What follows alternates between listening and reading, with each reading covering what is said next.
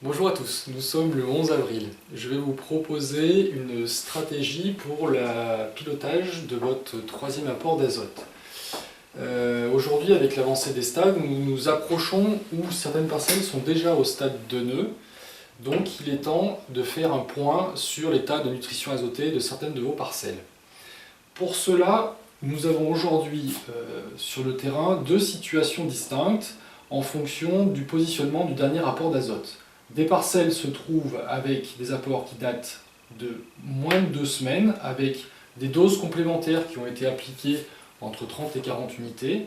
D'autres parcelles se trouvent avec des apports qui datent d'au-delà de ces 2 semaines, des fois 3 à 4 semaines, et la stratégie sera donc différente. Donc je commence par cette première stratégie concernant les parcelles inférieures à 2 semaines, et dans ces situations-là, cet apport d'azote nous permet de patienter encore pour l'utilisation de l'outil de pilotage, puisque l'azote apporté n'est pas encore complètement consommé et un état des lieux et un pilotage sera nécessaire à partir de sortie dernière feuille. Dans ces conditions-là, l'outil vous proposera une dose complémentaire à réaliser qui en fait pourra ou pas être fractionnée en fonction de votre objectif final de teneur en protéines. Dans ces cas-là, réservez une vingtaine d'unités au stade épiaison sur cette dose. Deuxième cas, les parcelles avec un apport d'azote datant de plus de 2 semaines. L'état de nutrition azotée des plantes est aujourd'hui complètement inconnu au regard de la climato actuelle et de la date de ces apports. Donc nous vous proposons dès de nœud d'utiliser l'outil de pilotage pour pouvoir évaluer justement cet état de nutrition azotée.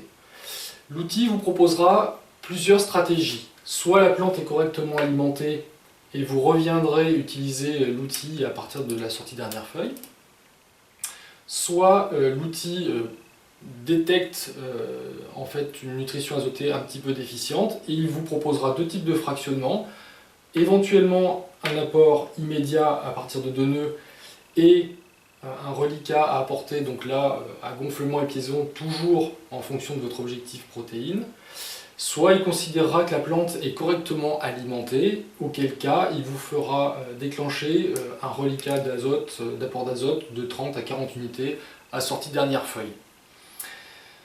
Enfin, troisième cas qui nous paraît un peu plus compliqué, ce serait des parcelles où vous décidez de ne pas piloter via un testeur ou drone. Et donc, on ne peut parler que de solde de la dose totale prévisionnelle qui nous semble a priori à positionner à partir du stade sortie dernière feuille dans le cas où vous êtes sur des apports qui datent de moins de 2 semaines. Avec une possibilité, comme les 2 cas précédents, de reporter une vingtaine d'unités à épiaison, toujours par rapport à votre objectif protéine. Ce qui nous semble beaucoup plus délicat, ce sont les parcelles où un apport d'azote date de beaucoup plus de 2 semaines et sans outil de pilotage, nous avons du mal à nous positionner sur une stratégie puisque nous n'avons aucune idée de l'état du statut azoté de ces parcelles actuellement. Merci de votre attention.